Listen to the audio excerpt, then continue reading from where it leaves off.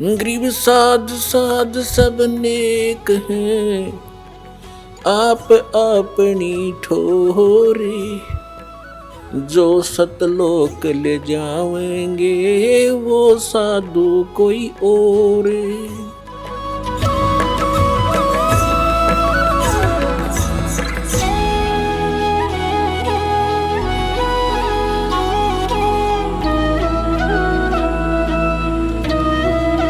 तो प्रसंग चल रहा है कि परमेश्वर स्वयं आते हैं यथार्थ ज्ञान देने के लिए।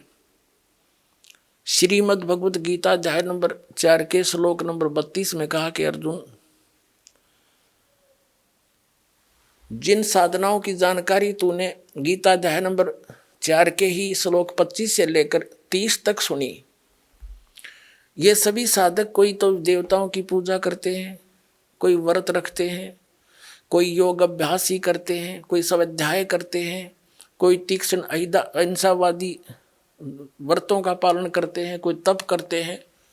ये सभी अपनी अपनी साधनाओं को पापनाशक जानते हैं। यानी जो साधना जो कर रहा है उसने वो अपनी ने सही मान रहा है, कहने का भाव ये है। फिर बताया है कि चौथे अध्याय के 32वें श्लोक में कि सच्चिदानंद घन ब्रह्म ने अपने मुख कमल से ज्ञान बोला है और वो है तत्व ज्ञान। उसके अंदर इन यज्ञों की अर्थात धार्मिक अनुष्ठानों की जानकारी विस्तार के साथ कही गई है और वो है तत्व ज्ञान। उसको जानने के बाद सब पापों का अंत हो जाएगा, सब प्रकार के पापों से तो मुक्त हो जाएगा। वो तत्व ज्ञान है। चौथे अध्याय के 34वें श्लोक में कहा कि उस तत्व ज्ञान को तू तत्वदर्शी संतों के पास जाकर समझ, उनको दंडवत प्रणाम करने से, कपट छोड़कर नम्रतापूर्वक प्रश्न करने से वो तत्वदर्शी संत तुझे तत्व ज्ञान का उपदेश करेंगे। इससे सिद्ध ये तो ये हो गया कि गीता ज्ञानदाता स्वयं भी उस तत्व ज्ञान से परिचित नहीं है। यदि वो परिचित होता तो ये संकेत करने की आवश्यकता नहीं थी, वो एक अध्याय और लिख देता। इसने और वेद यजुर्वेद अध्याय नंबर 40 के श्लोक नंबर 10 से लेकर 13 तक भी ये प्रमाण दिया है कि कोई भगवान को जन्म लेकर अवतार रूप में मानता है आने वाला, कोई कहता वो जन्म ही नहीं लेता, निराकार बताते हैं। वो परमात्मा कैसा है, कहाँ है, ये जानकारी तत्वदर्शी संत बताते हैं, उनसे पूछो। और वेदों वाला ज्ञान ही गीता जी में है संक्षिप्त रूप में। तो कहने का भाव ये है कि इन महापुरुषों को वो तत्वदर्शी संत नहीं मिला जो परमात्मा के द्वारा बोले गए मुख कमल से उच्चारित ज्ञान को समझावे। तो सच्चिदानंद घन ब्रह्म कौन? कबीर साहब। और वो काशी में आए थे, 120 वर्ष रहे, उन्हें अपने मुख कमल से जो वाणी बोली वह तत्व ज्ञान है। और उस तत्व ज्ञान को कबीर पंथी भी नहीं समझ सके, आज तक डड़े ढोए भगवान को निराकार बतावें। और साधना कबीर साहब के ज्ञान के विरुद्ध बताते हैं। आदि नाम, अमर नाम, अजर नाम, पाताल सब सिंधु नाम, ये उनका सार शब्द, सार नाम और सच नाम यही है उनका कबीर पंथियों का। खा कर उनके पास दुनिया डबो दी, तो अब तक जो बनी सो बनी। अब हमने स्वयं समझना पड़ेगा और उन अज्ञानियों को छोड़ के अपना कल्याण करवाओ। दास ने आपसे कुछ लेना नहीं, फ्री का मजदूर भेज रखा दास को आपने, अब परमात्मा ने आपके लिए, और आपकी सारी व्यवस्था करवाते हैं परमात्मा के बच्चों के लिए।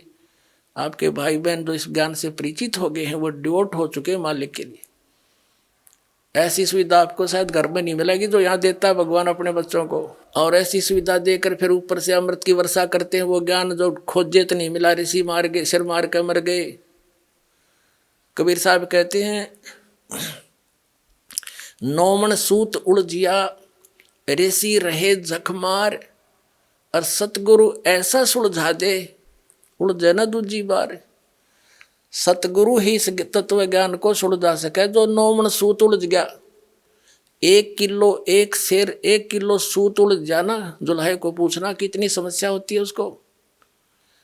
तो परमात्मा जुलाहे थे, जुलाहे की लीला किया करते थे।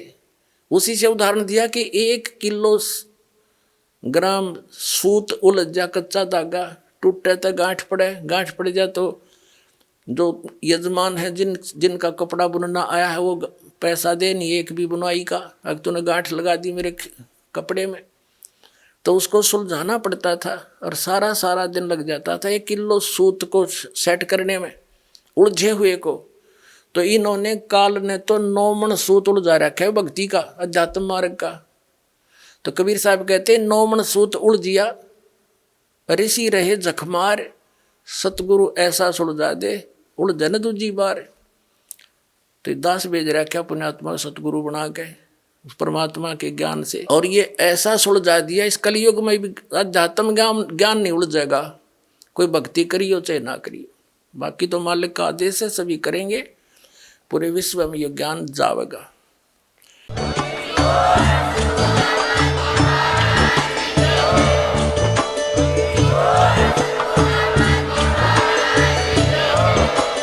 आप सुन रहे थे जगत गुरु तत्वदर्शी संत रामपाल जी महाराज जी के मंगल प्रवचन। अधिक जानकारी के लिए विजिट कीजिए हमारी वेबसाइट www.jagatgururampalji.org। संत रामपाल जी महाराज जी के शुभ आशीर्वाद से पूरे विश्व भर में 500 से भी ज्यादा नाम दीक्षा केंद्र हैं, जिन पर संत रामपाल जी महाराज जी द्वारा ऑनलाइन निशुल्क नाम दीक्षा दी जा रही है। अपने नजदीकी नाम दीक्षा केंद्र का पता करने के लिए संपर्क करें 8222880541।